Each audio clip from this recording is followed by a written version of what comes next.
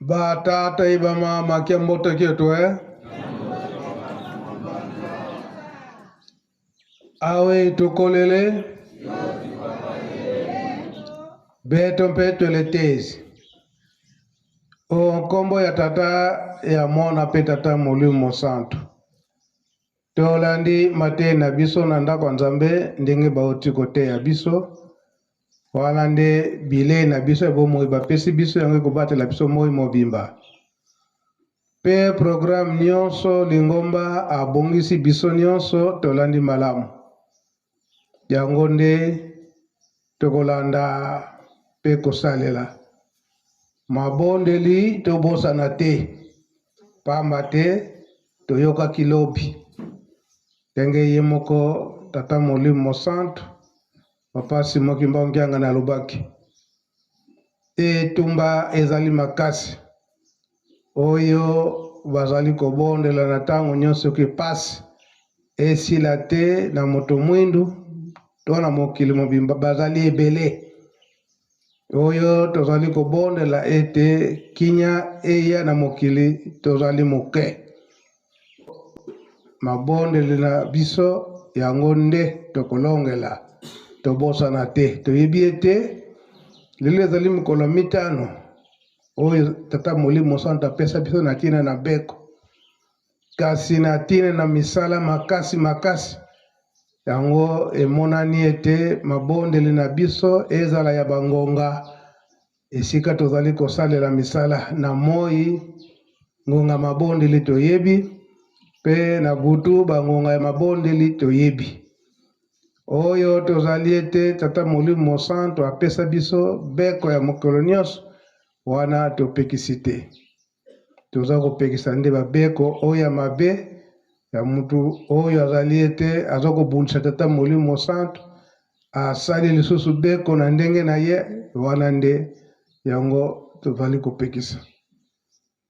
tango misala eyaka makasi na 1980 na botongi temple solo na kati ya nkamba bato babeko mabe pe basalaka yango oyo basalaka na compte eke temple ezala inauguré te na le 6 avril 1981 bazali pe basali bamipesaki pe bamisusu bacharpentier bamisusu baferrailleur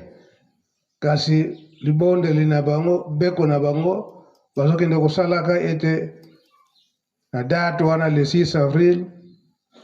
ndako nzambe efongama te na 1981 wana na tango oyo pe ndenge tozali komona etumba makasi ezalaki bofongoli mize to botongi mize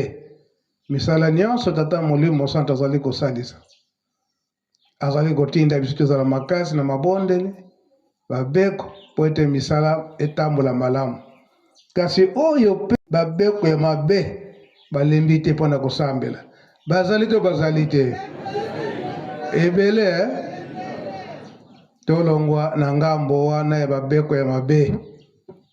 pamba te posa tata Molimo Santu ezali ete biso nyonso tokoka kobika ya mabondeli makasi esika lingomba ekei toyebi ke lelo mokolo mitano oyo tosalaka babeko na baparoise wana topekisi te na mokolo na lelo kaka na nkamba nde kaka babeko na biso to mabondeli na biso bisika tozali kosalela misala mpona kowelela misala kolona mpe kobokola tobosana te yango nde elonga na biso toyebi ete tongo nyonso tokozalaka na ntinzani